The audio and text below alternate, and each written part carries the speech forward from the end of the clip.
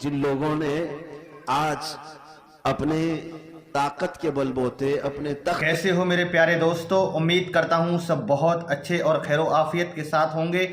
آج میں آپ لوگوں کی خدمت میں مفتی سلمان اجہری صاحب کا بہت ہی عمدہ بیان لے کر حاضر ہوا ہوں۔ مکمل بیان سن کر جانا، 7-8 منٹ کا بیان ہے، جس کو سن کر انشاءاللہ آپ کا ایمان تازہ ہو جائے گا۔ جو لوگ مسلمانوں کو مٹانا چاہتے ہیں، اسلام دھرم کو مٹانا چاہتے ہیں، خاص کر کے وہ لوگ ضرور سے ضرور مفتی صاحب کے اس بیان کو سنیں، انشاءاللہ دل خوش ہو جائے گا۔ سنیں محبت کے ساتھ مفتی سلمان اجہری صاحب کا یہ بیان۔ لوگوں نے آج پسند آیا تو شیئر ضرور کرنا۔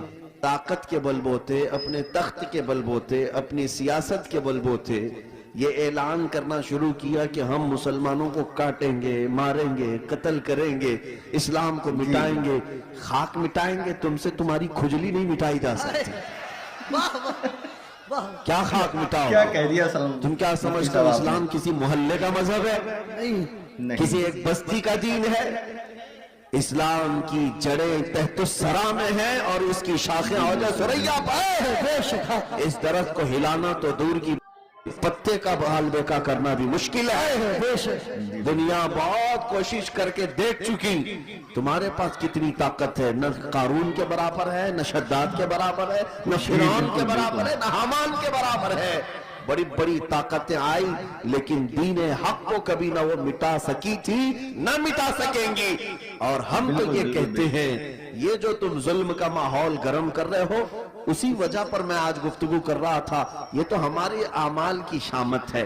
ہم بھٹکے ہوئے تھے، ورنہ قرآن میں اللہ نے فرمایا وَلَن يَجْعَلَ اللَّهُ لِلْكَافِرِينَ عَلَى الْمُؤْمِنِينَ سَبِيلًا۔ اللہ ہرگز کافروں کو مومنوں پر غلبہ نہیں دیتا، ہرگز نہیں دیتا۔ لیکن یہ آج کے حالات اس لیے ہیں کہ ہم راستہ چھوڑے ہوئے ہیں۔ ایک بات میں آپ کو بتاؤں، آج کے حالات کے تناظر میں ایک بات میں کہوں، بغداد میں مسلمانوں کا ملک، تاریخی وراثت ہماری رہی ہے، تتاریوں نے حملہ کیا، تباہ و برباد کیا بغداد کو، اور اتنا برباد کیا کہ مسلمانوں کی کھوپڑیوں سے مینار بنائے، دریائے دجلہ کا پانی خون سے لال ہو گیا۔ بادشاہ کی جو بیٹی تھی تتاریوں کی، ایک جگہ سے گزر رہی تھی، ایک سچے مومن کو دیکھا، ان حالات میں بھی وہ کھڑے ہو کر اذان دے رہا ہے، سبحان اللہ، اذان دے رہا ہے۔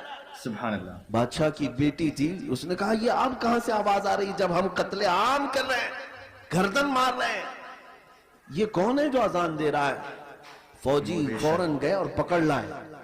یا نمازیں پڑھنے سے روک رہے ہیں، یہ گراؤنڈ میں نہیں پڑھیں گے، وہ میدان میں نہیں پڑھیں گے، کتنے میدانوں کو تم قبضہ کرو گے؟ ہاں تم صرف اور صرف میدانوں کو روک سکتے ہو، پیشانیوں کو جھکنے سے کبھی نہیں روک سکتے، کبھی نہیں روک۔ عبادت کا ذوق ہمارے پاس اللہ تعالیٰ کی آتا ہے۔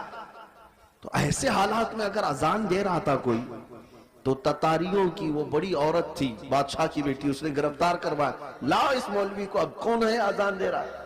اس کو پکڑ کر کے پوچھا تجھے خبر نہیں ہے بغداد پورا ٹوٹ گیا، تباہ ہو گیا، برباد ہو گیا، لاکھوں لوگوں کی لاشیں پڑی ہیں اسی بنیاد پر کہ تم مسلمان ہو، ہم مار رہے ہیں، اور پھر بھی تم اذان دے رہے ہو۔ اس نیک و صالح عالم ربانی نے کہا ہاں سب نظر آ رہا ہے لیکن مجھے میرا رب بھی ہے، میرے لیے میرا رب بھی ہے۔ دنیا چاہے جو بھی ہو، جب تک میری سانس نہیں نکلے گی تب تک میں اللہ اکبر کہتا رہوں۔ سبحان اللہ، سبحان۔ اب سنیے، اس خاتون نے متاثر ہو کر کے پوچھا اچھا اللہ سب سے بڑا ہے؟ اللہ سب سے بڑا ہے؟ کہا ہاں اللہ سب سے بڑا ہے، اسی کی تم عبادت کرتے ہو۔ یہ ہمارے اور آپ کے لیے بہت ہی سوٹیبل بات ہے، تم اللہ کی عبادت کرتے ہو، لوگ یہ تم کو تانا ماریں گے اگر تم اللہ کی عبادت کرتے ہو تو اللہ تمہاری مدد کیوں نہیں کر رہا؟ یہی اس تتاری عورت نے کہا کہ تم اس کو اکبر کہتے ہو، پھر یہ بغداد میں یہ سب جو مرے ہیں یہ بھی تو وہی تھے، یہ بھی تو وہی تھے، یہ مارے گئے اور ہم لوگوں کو غلبہ حاصل ہو گیا بغداد پہ۔ دیکھو تتاریوں پر، وہ ظالموں کو اللہ تعالیٰ نے غلبہ دے دیا، تمہارا خدا ہی دیا ہے، پھر ایسا کیوں ہوا؟ بہت پتے کی بات سنیے، اس عالم دین نے کیا کہا کہ اے خاتون میں تجھے ایک مثال بتاتا ہوں، تم نے دیکھا ہوگا کہ بھیڑ بکریاں پالنے والا کوئی چرواہا بکریاں لے کر کے چلتا رہتا ہے، راستے پر چلتا ہے، ہوتا ہوگا نا آپ کے یہاں بھی ریوڑ، جی جی بکریاں چلتی رہتی ہیں، لیکن بکریاں پالنے والا ساتھ میں کتا بھی پالتا ہے۔ بے شک بکری اور کتے کا کیا لینا دینا، کون سا تعلق ہے؟ لیکن یہ چروائے سے پوچھیں، وہ بتائے گا کہ بکریاں چلتے چلتے کبھی ادھر ادھر چلی جائیں تو یہ کتا بھونک بھونک کر انہیں لاتا ہے اور پھر ریوڑ میں جمع کرتا ہے۔ بے شک جمع کرتا بھی چرواہا یہی بتاتا ہے کہ اس لیے سارے بکریوں کو وہ پھر سے ایک ریوڑ میں جمع کرے، اس لیے وہ پالتا ہے۔ کتے کو اس لیے چھوڑا جاتا ہے، اس لیے پالا جاتا ہے۔ بلا تشبیہ و بلا تمثیل، ذہنوں کو قریب کرنے کے لیے اس بغدادی عالم نے کہا ہم امت مصطفیٰ ہیں، بے شک ہم بے شک، چلتے بے ہیں شک۔ سیدھے راستے پر، لیکن جب کبھی ادھر ادھر بھٹکتے ہیں تو اللہ تم جیسے کتوں کو ہم پر بالکل، چھوڑتا ہے، اے بے شک اللہ اللہ، کتوں کو چھوڑتا ہے تاکہ تم بھونک بھونک کر کے واپس صراط مستقیم پر لے آ سکو۔ میرے عزیزو، آج کیا بات ہے، یہ جس قدر کیا بات، مظالم بہت ہو رہے عمدہ ہیں بات۔ یہ تمہیں سیدھے راستے پر انشاءاللہ ایک نہ ایک دن ضرور لے کے آئے۔ انشاءاللہ میں محسوس انشاءاللہ۔ کر رہا ہوں چند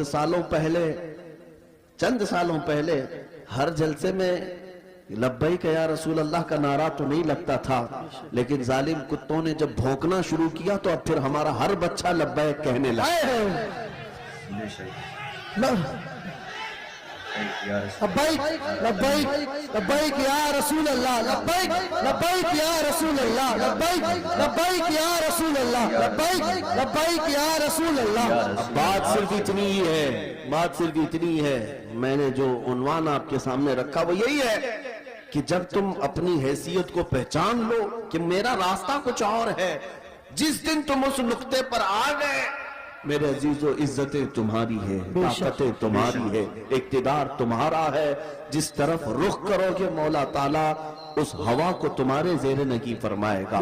تمہیں پتہ نہیں ہے کہ تمہاری تاریخ کیا تھی، ہماری تاریخ اقبال کی زبان سے اگر سنو گے تو اقبال کہتا ہے ٹل نہ سکتے تھے جنگ میں اگر ٹل نہ سکتے تھے جنگ میں اگر اڑ جاتے تھے، پاؤں شیروں کے بھی میدان سے اکھڑ جاتے تھے، تو جس سے سرکش ہوا کوئی تو بگڑ جاتے تھے، ارے دیکھ کیا چیز ہم توپ سے بھی لڑ جاتے، دشت تو دشت ہے دریا بھی نہ چھوڑے ہم نے، بحر ظلمات میں دوڑا دیے گھوڑے ہم نے، آ گیا عین لڑائی میں گر وقت نماز، قبلہ روحوں کے زمین بوس ہوئی قوم حجاز، ایک ہی صف میں کھڑے ہو گئے محمود و ایاز، نہ کوئی بندہ رہا نہ کوئی بندہ نماز۔ یہ ہماری تاریخ، بہت عمدہ، یہ ہماری تاریخ تھی۔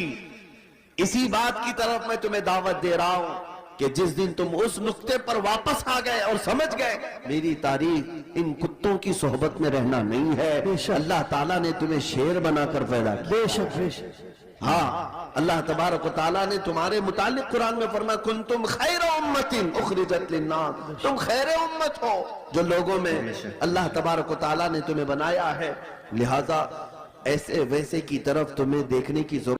دوستو سنا آپ لوگوں نے مفتی سلمان اجری صاحب کے بیان کو سن کر انشاءاللہ دل تازہ ہو گیا، ذہن تازہ ہو گیا۔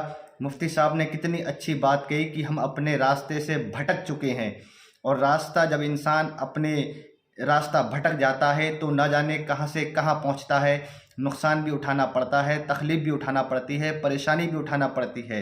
اے میری قوم کے لوگوں، مفتی سلمان اجری صاحب کے اس بیان سے اپنے آپ کو نصیحت دو اور سدھارو کہ کیا واقعی ہم اپنے دین کے راستے سے ہٹ گئے ہیں؟ بالکل، آج کل کے ہمارے نوجوان نماز پڑھنے میں غفلت کرتے ہیں، اگر ڈی جے کہیں بجتے ہوئے نظر آ جائیں تو وہاں ڈانس کرنے لگیں گے، ناچنے کودنے لگیں گے، اذان ہوتی ہو کوئی معلوم نہیں۔ میری قوم کے نوجوانوں، سدھارو اپنے آپ کو، سدھارو اپنے آپ کو۔ مفتی سلمان اجری صاحب نے کہا تھا کہ ہم بھٹک گئے ہیں، اور جب راستہ بھٹک جاتے ہیں تو ایسے ہی ہم غفلت میں پڑے رہتے ہیں اور نقصان اٹھاتے رہتے ہیں۔ میری قوم کے نوجوانوں اور میری قوم کے بزرگوں، اپنے آپ کو سنت مصطفیٰ صلی اللہ تعالیٰ علیہ وسلم میں ڈھالو، حضور صلی اللہ تعالیٰ علیہ وسلم کا عشق اپنے سینے میں بسا لو۔ پھر دیکھو سرکار اعلیٰ حضرت نے کہا تھا، کیا سرکار اعلیٰ حضرت نے کہا تھا، دم میں جب تک دم ہے ان کا ذکر ان کا سناتے جائیں گے، خاک ہو جائے عدو جل کر مگر ہم تو رضا، خاک ہو جائے عدو جل کر مگر ہم تو رضا، دم میں جب تک دم ہے ذکر ان کا سناتے جائیں گے۔ دوستو ویڈیو کو زیادہ سے زیادہ شیئر کرنا، پسند آئے تو لائک کرنا نہ بھولنا اور چینل کو سبسکرائب ضرور کر دینا۔ ملتے ہیں اگلی ویڈیو میں، دعاؤں میں یاد رکھنا۔ السلام علیکم ورحمۃ اللہ تعالیٰ وبرکاتہ۔